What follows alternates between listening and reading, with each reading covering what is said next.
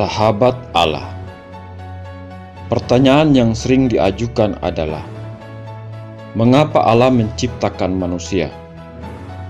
Mengapa Allah menciptakan manusia setelah Allah menciptakan dunia dan segala isinya? Pertanyaan tentang mengapa Allah menciptakan manusia erat terkait dengan pertanyaan mengenai makna hidup. Ada yang berpandangan bahwa kita ada hanyalah sebagai suatu hasil dari peristiwa kebetulan. Jika kita eksis hari ini itu hanya karena kebetulan. Itu berarti hidup ini tidak ada maknanya. Jika hidup kita hanyalah hasil dari suatu peristiwa kebetulan, maka nikmatilah tanpa menghiraukan hal-hal yang lain. Ada orang yang berkata, manusia berjuang dari fajar hingga petang hanya sekedar untuk bertahan hidup. Apakah hidup ini sedemikian sengsara, sedemikian tidak berarti? Apakah kita tidak sedang merendahkan diri kita sampai pada tingkat binatang? Bukankah pencarian akan makanan itu yang membuat hewan-hewan berjuang siang dan malam? Bukankah anjing dan kucing liar menjalani hidup mereka hanya untuk mencari makanan? Apakah kita hidup hanya untuk makanan? Jika memang demikian, lalu apa bedanya manusia dengan binatang? Saudara-saudara, ada perbedaan yang sangat nyata antara manusia dengan binatang. Manusia mempunyai tujuan hidup. Jika kita merasa bahwa hidup kita sangat hampa dan kosong, hal itu terjadi bukan karena kekurangan materi, tetapi karena adanya kekosongan batin. Tidak peduli sekaya apapun seseorang dan sepenuh apapun jadwal kegiatan sosialnya, kekosongan itu tetap ada. Perasaan hampa ini akan meningkat tajam saat setelah kesenangan dan kegembiraan dilewati. Hal-hal material dan juga hiburan duniawi tidak dapat mengisi kekosongan batin. Tuhan Yesus berkata, manusia tidak hidup hanya dari roti saja. Manusia memerlukan tujuan hidup.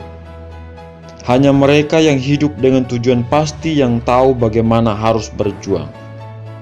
Melalui perjuanganlah kehidupan seseorang menjadi penuh dan bermakna. Kembali pada pertanyaan tadi, apa tujuan dari keberadaan kita di sini? Apa makna hidup kita dan mengapa kita eksis? Apa tujuan Allah menciptakan kita? Ada satu ayat yang diutarakan di dalam pasal pertama dari kitab Kejadian, pernyataan bahwa Allah menciptakan manusia menurut gambar dan rupa Dia. Dengan kata lain, manusia memiliki kemiripan dengan Allah. Allah menciptakan manusia dalam rupa dan gambar Allah. Dan mengapa Allah tidak melakukan hal yang sama pada binatang? Mengapa Allah tidak menciptakan monyet, singa, atau bahkan malaikat dalam rupa dan gambarnya? Mengapa hanya di dalam penciptaan manusia Allah memakai gambarnya yang menjadikan kita mirip dengan Allah? Apakah keistimewaan dari penciptaan menurut gambar dan rupa Allah? Saudara-saudara, banyak orang senang memelihara anjing. Kesetiaan anjing terhadap tuannya adalah hal yang sudah diketahui secara luas. Sekalipun anjing setia dan memiliki perasaan, mereka tidak akan pernah mampu memahami seluruh isi hati kita. Ada perbedaan yang tidak dapat dijembatani. Mereka berasal dari jenis yang berbeda dengan kita. Jika mereka tidak mirip dengan kita, bukan spesies yang sama dengan kita, maka kita dan anjing itu tidak akan dapat saling mencurahkan isi hati. Saudara-saudara, sekarang dapatkah kita pahami tujuan Allah menciptakan manusia? Mengapa Allah tidak menciptakan kita seperti kuda yang bisa bergerak cepat, seperti sapi yang kuat dan bisa membajak sawah, seperti burung yang bisa terbang melayang-layang tinggi di udara? Makhluk-makhluk itu tidak mampu menyelami isi hati Allah karena mereka dari jenis yang berbeda. Allah menciptakan manusia sesuai dengan gambarnya, sesuai dengan rupanya, yaitu dalam rangka menciptakan komunikasi yang mendalam dengan manusia. Tuhan melakukan semua itu dengan tujuan untuk membangun persahabatan yang paling mendalam dengan manusia. Sebelum Allah menciptakan manusia, Allah sudah memiliki segalanya. Singa, harimau, semua ciptaan, bahkan malaikat. Walaupun demikian, Allah tetap ingin menciptakan manusia, dan yang satu ini Allah ciptakan dalam rupa dan gambar dirinya. Dan Allah berharap dapat membangun hubungan keakraban yang intim dengan manusia. Kata sahabat akrab adalah kata yang sangat indah. Pengamsal berkata dalam Amsal pasal 17 ayat 17, seorang sahabat menaruh kasih setiap waktu dan menjadi seorang saudara dalam kesukaran. Amsal pasal 18 ayat 24, ada teman yang mendatangkan kecelakaan, tetapi ada juga sahabat yang lebih karib daripada seorang saudara. Sahabat akrab memiliki hati yang selaras dengan kita. Kita mengenal mereka dengan baik, dan mereka mengenal kita dengan baik. Tentu saja jika kita bukan dari spesies yang sama dengan mereka, atau tidak memiliki keserupaan, maka kita tidak akan bisa menjadi sahabat akrab. Sampai di titik ini, dapatkah kita menangkap tujuan Allah menciptakan manusia? Allah menciptakan manusia dengan harapan agar manusia dapat berhubungan erat dengan dirinya. Ini bukan sekedar tujuan dari penciptaan manusia, tetapi juga tujuan dari penyelamatan manusia. Mengapa Allah ingin menyelamatkan kita? Apakah supaya kita segera memberitakan Injil? Itu juga benar. Akan tetapi bukan alasan yang utama. Yang paling penting bagi Allah adalah harapannya agar kita dapat menjadi sahabatnya. Memang menyedihkan ketika manusia meninggalkan dan menolak untuk bersahabat dengan Allah. Tetapi Allah kembali mencari manusia untuk memulihkan tujuan awal dari penciptaan manusia. Allah ingin membangun persahabatan dengan manusia. Mari kita lihat sebuah ayat di Yohanes pasal 15 ayat 15. Tuhan Yesus berkata kepada murid-muridnya, "Aku tidak menyebut kamu lagi hamba, sebab hamba tidak tahu apa yang diperbuat oleh tuannya. Tetapi aku menyebut kamu sahabat, karena aku telah memberitahukan kepada kamu segala sesuatu yang telah kudengar dari Bapa-Ku."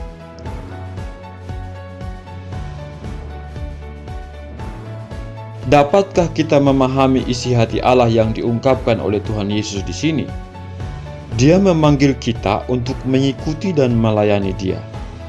Akan tetapi Dia tidak menginginkan kita menjadi budaknya, di mana kita hanya menunggu dan menerima perintah saja. Dia bermaksud menjadikan kita sebagai sahabatnya. Aku menyebut kamu sahabat, itu kata Tuhan. Apa arti dari kalimat aku menyebut kamu sahabat? Yesus Kristus menjelaskan, hamba tidak tahu apa yang diperbuat oleh tuannya. Seorang hamba hanya tahu bahwa dia harus menjalankan perintah tuannya. Jika tuannya ingin agar dia menyediakan makanan, maka dia akan menyediakan makanan. Jika tuannya ingin agar dia belanja sesuatu, maka dia segera belanja. Hamba tidak memiliki pemahaman yang sempurna akan isi hati tuannya. Akan tetapi Yesus berkata, "Aku telah memberitahukan kepadamu segala sesuatu yang telah kudengar dari Bapa-Ku." Apa yang disampaikan oleh Yesus kepada murid-muridnya adalah rahasia isi hati Allah. Inilah persahabatan. Mereka saling memberitahukan isi hati mereka. Dan itulah tujuan utama Allah memanggil kita dan menyelamatkan kita. Saudara-saudara, seringkali kita mendengar orang mengabarkan Injil dengan berbicara tentang keselamatan Allah atau tentang karya luar biasa yang Allah kerjakan melalui Yesus Kristus. Akan tetapi kita jarang mendengar penjelasan tentang mengapa Allah menyelamatkan manusia. Penyelamatan dari Allah tidak sama dengan penyelamatan yang dilakukan oleh regu penyelamat. Regu penyelamat menolong orang yang menjadi korban bencana alam. Penyelamatan semacam ini hanya merupakan suatu pelaksanaan tugas, dan mereka yang terlibat tidak akan menjalin hubungan yang lebih lanjut setelah tugas tersebut selesai. Sangat sedikit petugas penyelamat yang akan menjalin hubungan persahabatan dengan mereka yang pernah ditolongnya. Bagi kebanyakan petugas penyelamat, menolong orang tidak lebih dari pelaksanaan tugas, sesuatu yang merupakan bagian dari pekerjaan mereka. Jika tugas sudah selesai, maka dia tidak lagi memiliki kepentingan pribadi dengan orang yang sudah diselamatkan. Apakah kita memandang pemberitaan Injil sebagai suatu tugas? Apakah penugasan kita berakhir setelah kita membawa seseorang ke gereja untuk mendengarkan khotbah? Apakah itu berarti kita telah menyerahkan pekerjaan rumah kita? Apakah ini yang kita lakukan? Atau apakah kita benar-benar ingin membangun persahabatan dengan orang itu? Atau apakah kita memandang bahwa ini hanyalah suatu tugas yang tercakup di dalam pekerjaan pemberitaan Injil? Kita masih belum mengerti isi hati Allah jika kita memandang bahwa pemberitaan Injil adalah semacam pekerjaan. Niat hati Allah adalah untuk membangun persahabatan yang kekal dan tidak berubah. Jika Allah sekedar menyelamatkan kita dan berhenti di titik itu, maka hidup ini tidak ada tujuan atau maknanya. Saudara-saudara, pikirkan ini baik-baik. Siapakah kita ini? Kita adalah orang berdosa, dan mengapa Allah ingin berteman dengan makhluk seperti kita? Mengapa Allah begitu tertarik pada orang-orang seperti kita? Manusia memang berbeda. Saat seseorang sedang jatuh dan tidak bisa berbuat apa-apa, tidak ada orang yang mau berkawan dengan dirinya. Tetapi saat seseorang berada di puncak karirnya, segerombolan besar orang akan mengelilinginya dan dengan penuh semangat menunggu untuk melakukan kehendaknya. Mengapa Allah ingin menjadi sahabat kita? Inilah inti dari pesan hari ini. Allah tidak sekedar ingin menjadi sahabat kita. Allah bahkan mengambil inisiatif untuk berinteraksi dengan manusia. Hal itu dapat kita lihat di seluruh ayat Alkitab. Terlebih lagi, Allah benar-benar ingin mengundang kita untuk datang ke rumahnya. Ini adalah suatu hal yang sangat luar biasa.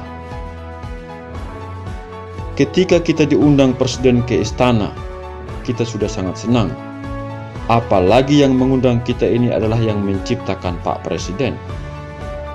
Saudara-saudara, mari kita lihat ayat yang lain yang merujuk pada keindahan persahabatan. Yohanes pasal 15 ayat 13.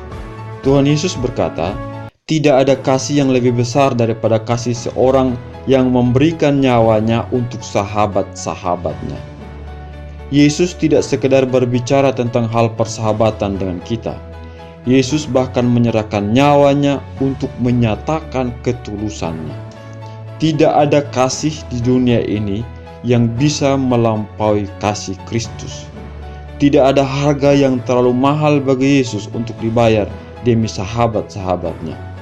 Allah melalui Yesus mengungkapkan kedalaman dari ketulusannya untuk bisa bersahabat dengan kita, bahkan sampai rela menyerahkan nyawanya.